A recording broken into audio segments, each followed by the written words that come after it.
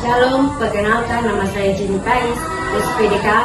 Saya adalah mahasiswi PPG Pendidikan Agama Kristen dalam jabatan tahun 2025 pada LPTK IAIN Ambon. Berikut ini adalah video pembelajaran saya pada kelas 5 sekolah dasar dengan elemen Allah berkarya, materi Allah penyelamat fase C. Sekian dan terima kasih. Shalom.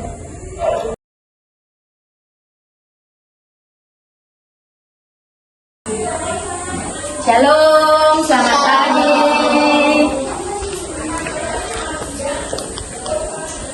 Bagaimana kabar kalian di hari ini? Baik. Ada sukacita?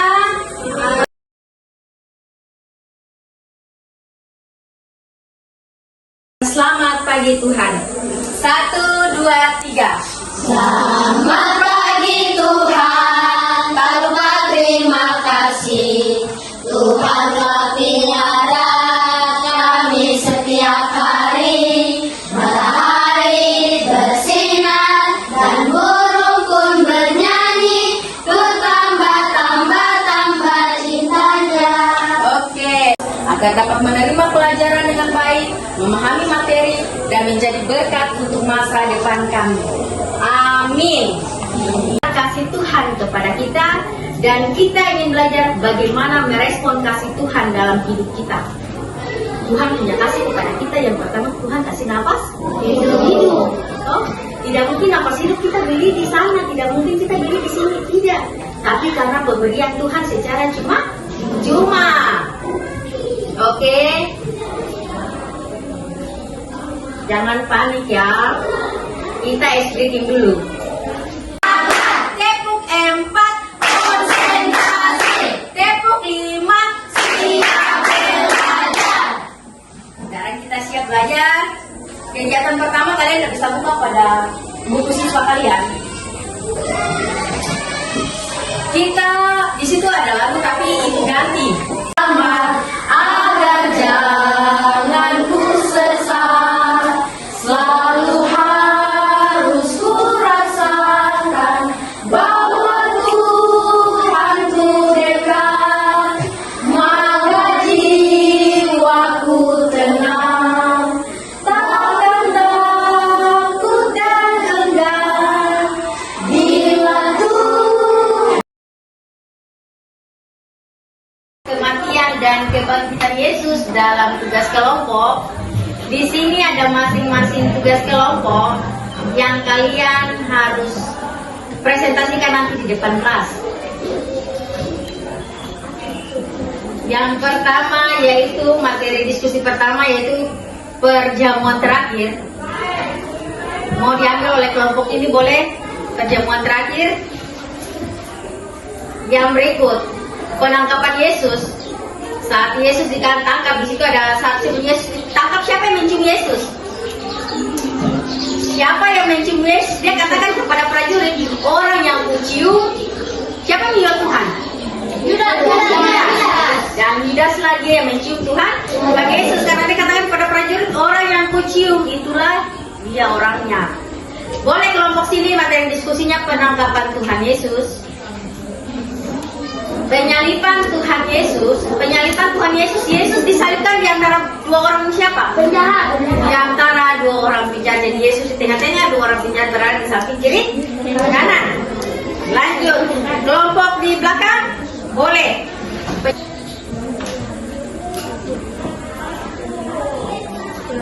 Tuhan dibungkus dengan kain kafan.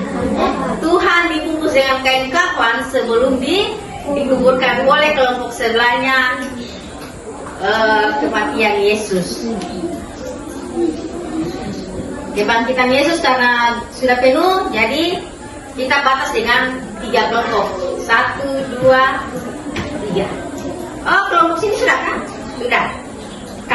Ya, Ibu panggil kelompok yang sudah selesai untuk melaksanakan diskusinya, yaitu kelompok 2 dengan perwakilan ketua kelompok Luther Awai untuk mempresentasikan hasil diskusi mereka tentang penangkapan Tuhan. Kepada Luther, dipersilakan.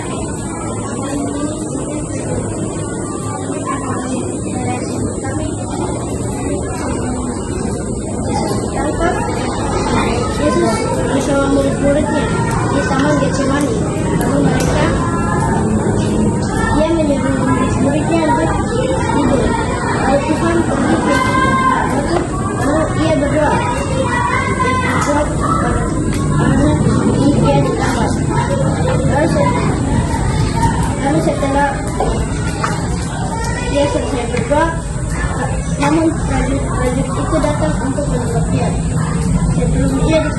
Yudas menjemput dia, dan Yudas menyerahkan Tuhan Yesus. Iya, terima kasih. Kita berikan aplaus untuk Loket.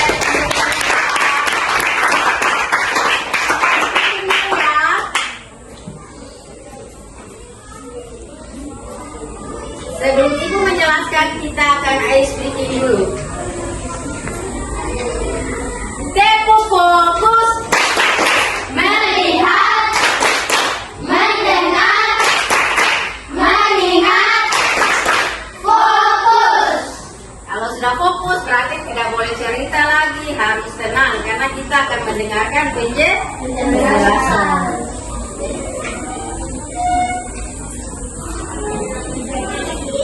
Semua harus tenang, ya.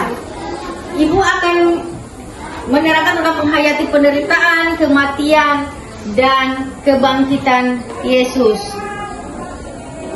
Penderitaan Yesus merujuk pada kesengsaraan fisik, spiritual, dan emosi yang ia alami dari perjamuan terakhir hingga penyaliban di kayu salib.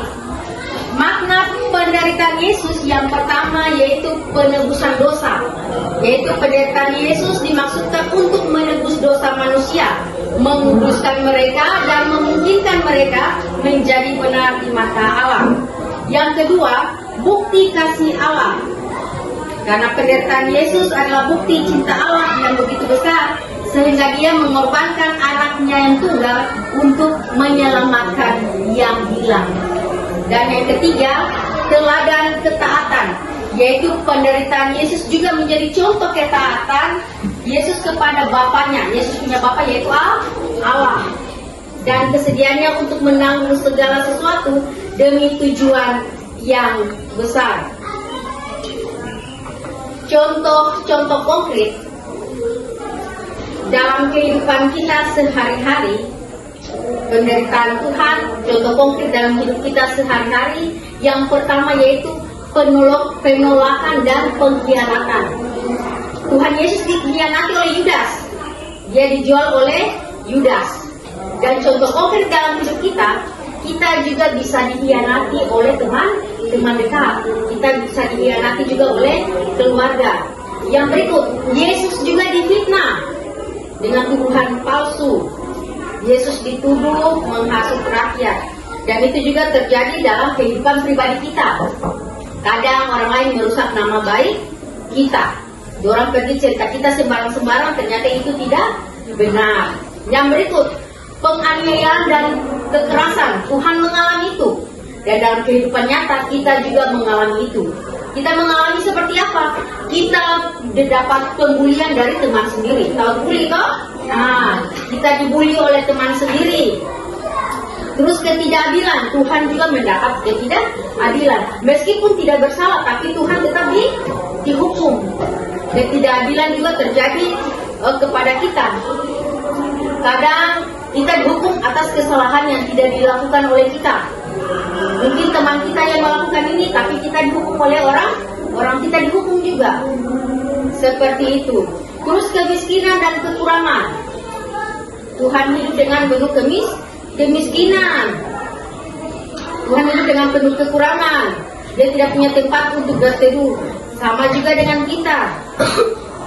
Orang-orang tunawisma yaitu orang-orang yang tidak mempunyai rumah. Mereka tinggal di emperan-emperan, mereka sama. Terus penyakit dan penderitaan fisik. Tuhan mendapat penderitaan fisik. Tuhan disiksa sebelum menuju ke bukit Golgota. Sama dengan kita kadang juga menderita. Kenapa? Ada apa?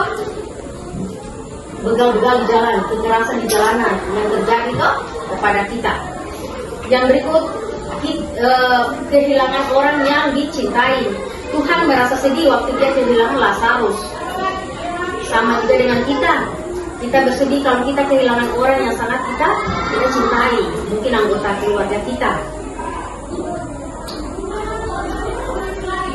Kematian Yesus yaitu peristiwa penyaliban di kayu salib yang terjadi di Yudea pada abad ke-1 dan diperingati umat Kristen sebagai Jumat Agung yang merupakan bagian sentral dari iman Kristen. Biasa kalau selesai Jumat Agung berarti kita langsung Paskah.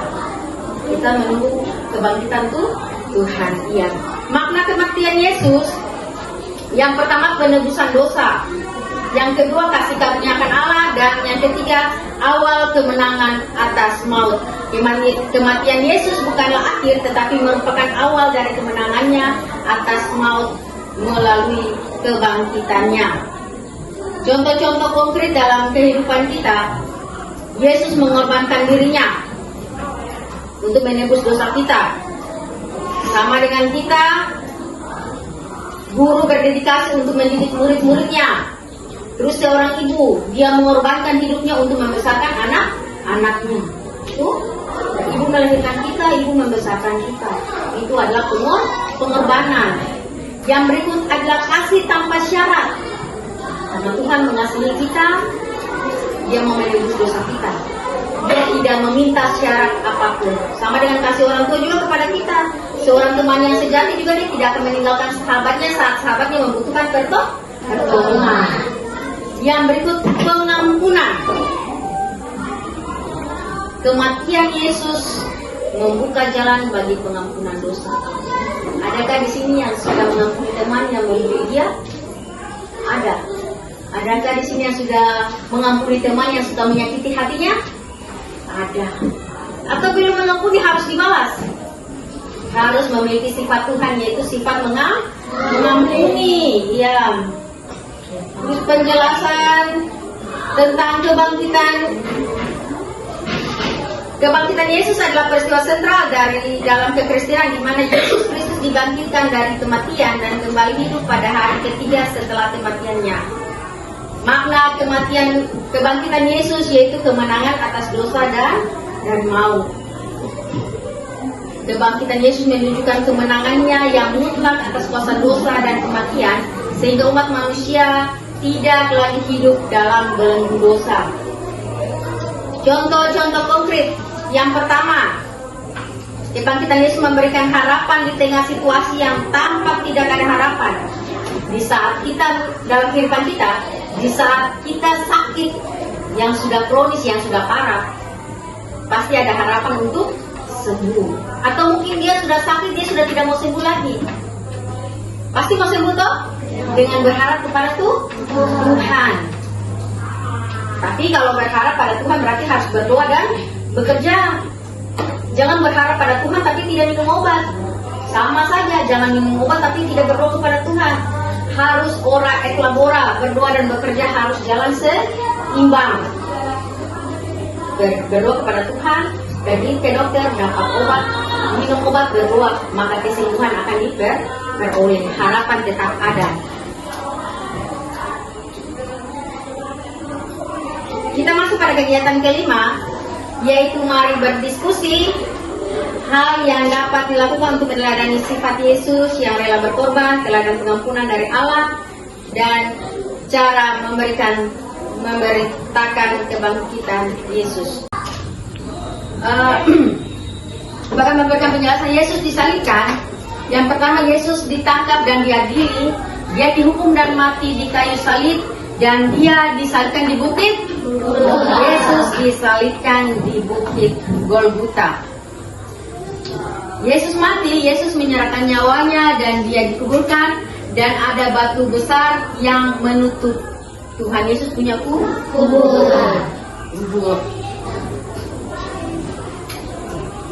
Pada hari yang ketiga, kubur Yesus sudah kosong. Yesus hidup kembali dan dia menampakkan diri kepada murid-muridnya. Dia menampakkan diri kepada murid-muridnya. Mengapa Yesus melakukan hal itu? Mengapa Yesus mau mati untuk kita? Mengapa Yesus mau rela disalibkan untuk kita? Untuk menebus dosa kita, karena dia sangat mengasihi kita. Dia menebus dosa-dosa kita. Dosa berarti perbuatan yang tidak baik.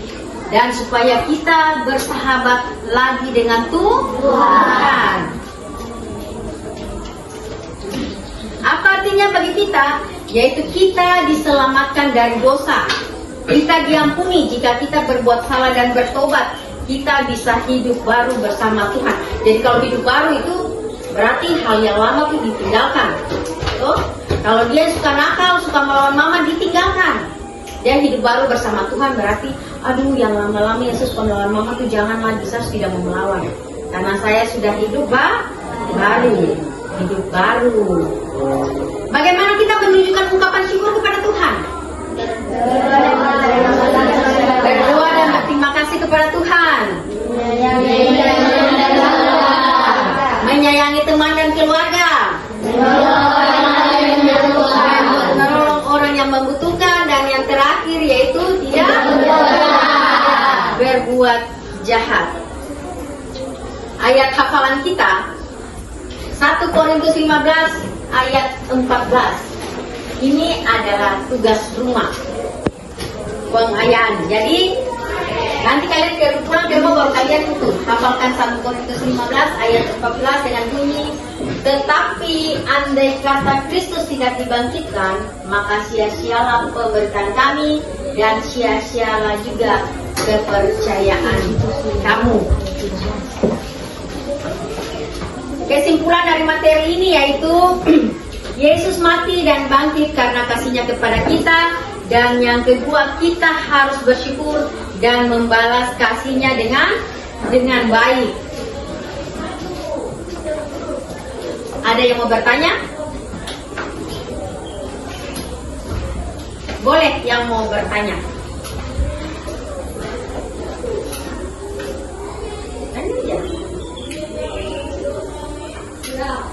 Ada yang mau bertanya? Ada yang kurang jelas?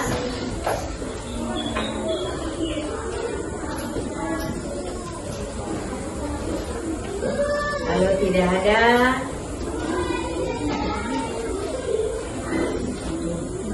kita akan masuk pada doa penutup, dan doa penutup ini dipimpin oleh Akse Kulaklina. Kepada Akse dipersilakan.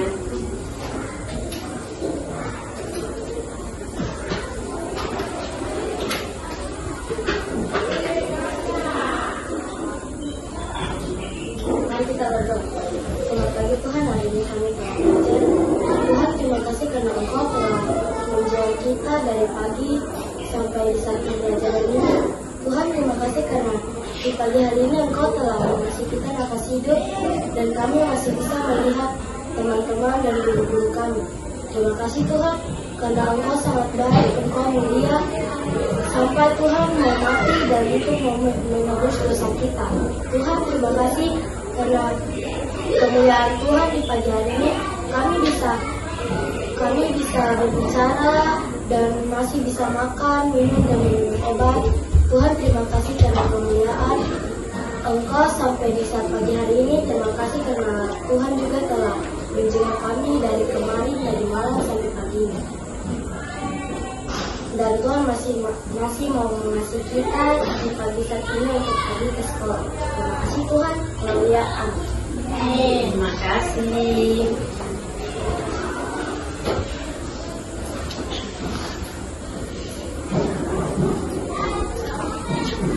Terima kasih. Shalom.